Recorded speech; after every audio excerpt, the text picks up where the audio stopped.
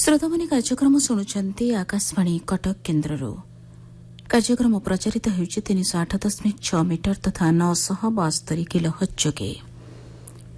ପ୍ରଚାର କରୁଛୁ ଅତିବଡ଼ି ଜଗନ୍ନାଥ ଦାସ ବିରଚିତ ଶ୍ରୀମଦ୍ ଭାଗବତର 91ତମ ଭାଗ। ପ୍ରଯୋଜନା ସୁହାସ ମହାନ୍ତି।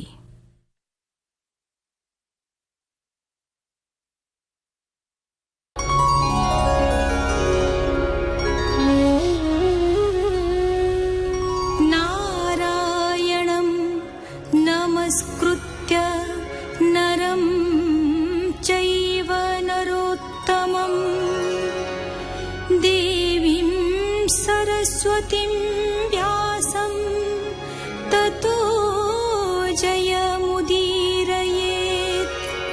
मूकं करोति वाचालं पङ्गुं लङ्घयते गिरिं यत्कृपातमहं वन्दे परमानन्दमाधवम्।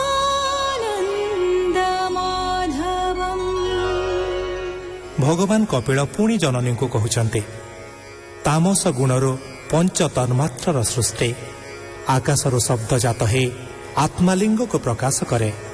ସ୍ପର୍ଶରୁ ବାୟୁ ହୁଏ। ଜଳ ପବନ ତେଜ ଆଦିର ସ୍ୱରୂପକୁ ସୁନ୍ଦର ଭାବରେ ସେ ବୁଝେଇ ଦେଇଛନ୍ତି।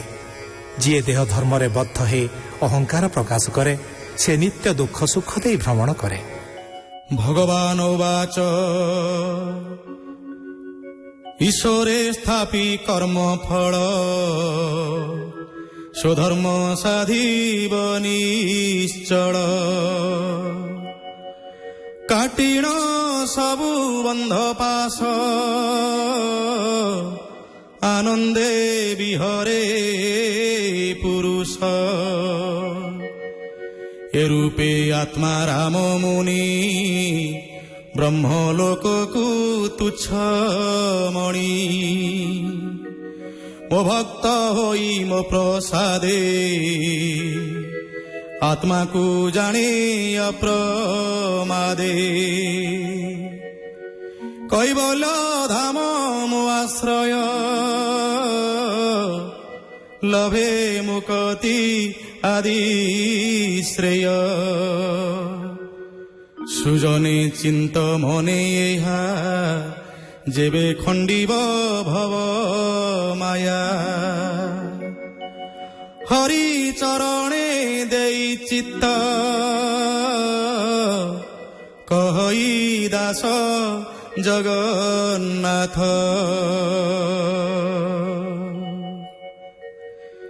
ଇତି ଶ୍ରୀମଦ୍ ଭାଗବତେ ମହାପୁରାଣେ ପାରମହଂସ୍ୟାଂ ସଂହିତାୟାଂ ତୃତୀୟ ସ୍କନ୍ଧେ କାପିଳେୟ ଉପାଖ୍ୟାନେ ନାମ ସପ୍ତବିଂଶୋऽଧ୍ୟାୟ।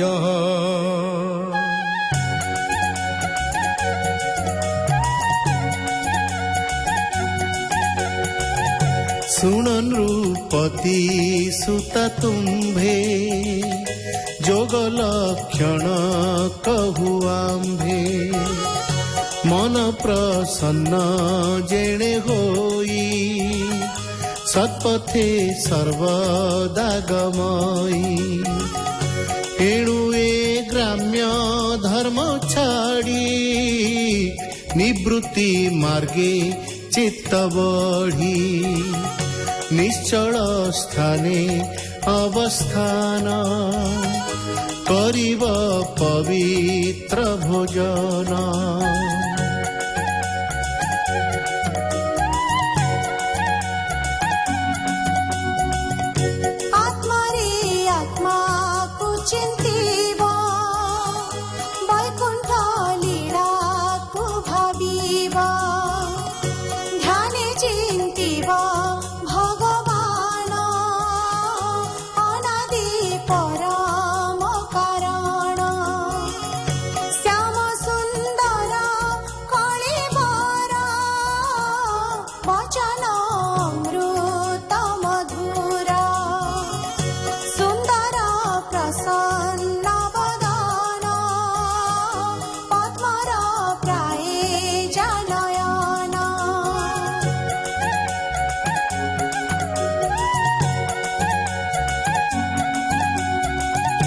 हेमंत रूप भक्त जने हृदय चिंतन्ति अनुक्षणे आनंदे दर्शन करन्ति निर्मल नयने देखन्ति से पाद पद्मे ध्यान करी नित्य बांधिब चित्ते धरी से पाद पद्मर महिमा के कही पारे गुण सीमा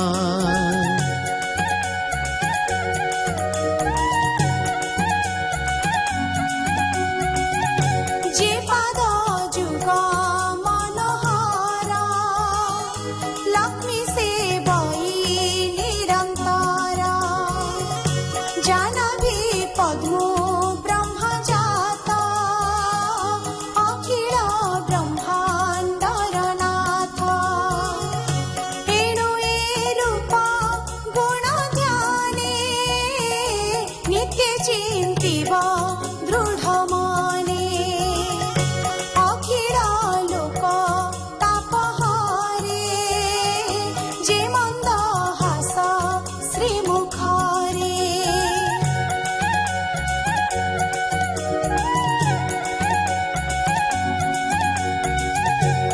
रूपे निर्विषय होई निष्काम मार्गे जोग ध्यायी परमानंद रूप चिंती ब्रह्म निर्वाण से लभंती हेमंत भावे ब्रह्म ज्ञान प्राणी चिंतन्ति अनुक्षण परम भक्ति भाव एहि ए भावे चिंत मन देई कहई विप्र जगन्नाथ सुजने चिंत एहि पथ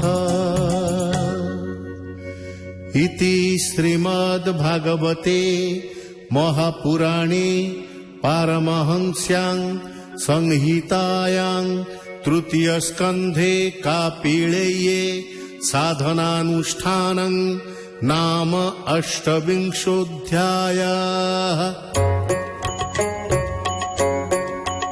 देवहूति उवाच भोनाथ प्रभु भगवान कहतु परमार्थ ज्ञान जे ज्ञाने भक्ति प्रकाशई अज्ञान तिमिर नाशई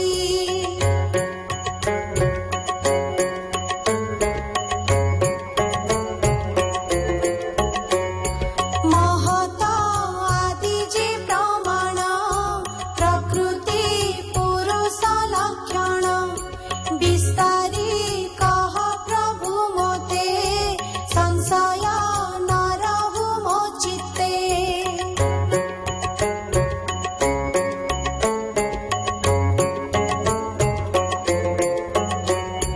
ए लोक उद्धार निमन्ते आपण सूर्य ए जगते कृपारे उदे होइअछ ए घेनी दिशुछ प्रत्यक्ष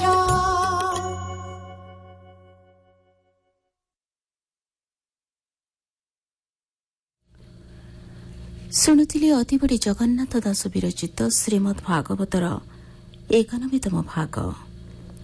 ଏହି ଭାଗରେ କଣ୍ଠଦାନ କରିଥିଲେ ସୁବାସ ଦାସ, ଅରବିନ୍ଦ ମୁଦୁଲି, ମଧୁଲିତା ମହାନ୍ତି ଏବଂ ସାଗରିକା ମହାନ୍ତି। ବେତାର ସମ୍ପାଦନା କରିଥିଲେ ଡକ୍ଟର ବୈଷ୍ଣବଚରଣ ସାମଲ, ସଙ୍ଗୀତ ଓମ୍ ପ୍ରକାଶ ମହାନ୍ତି, ବର୍ଣ୍ଣନା ସଞ୍ଜୟ କୁମାର ଶତପଥୀ, ପ୍ରଯୋଜନା କରିଥିଲେ ସୁହାସ ମହାନ୍ତି।